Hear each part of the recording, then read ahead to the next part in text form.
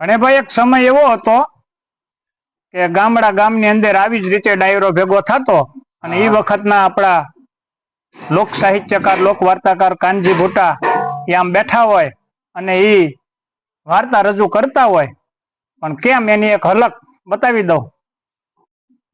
ઓ મંત્ર તંત્ર ને મેલડી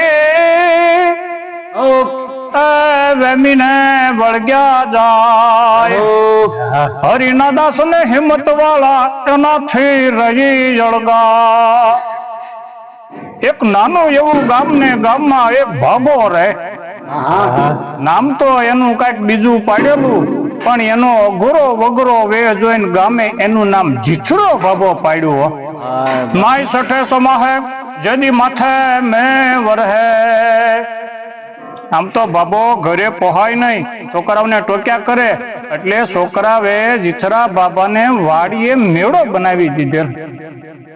બાબો વાડીએ બેઠો બેઠો અહીંયા ઉટકારા કરે. સવારનું શિરામણ, બપોરના સાહુ અને સાંજના વાળું છોકરાઓ બાબાને વાડીએ પુગાડે. એમાં એકવાર એવું બન્યું ભણ્યા ભાઈ, બાજુના ગામની સાધુની જમાત દ્વારકાની જાત્રા કરવા નીકળી. રસ્તામાં વાડી આવી એટલે ઓલા એક સાધુડાએ કીધું, એલા આપણો જૂનો ભાઈબંધ ચિથરો બાબુ અહીંયા વાડીએ રહેશે, હાલો એને લેતા જઈએ.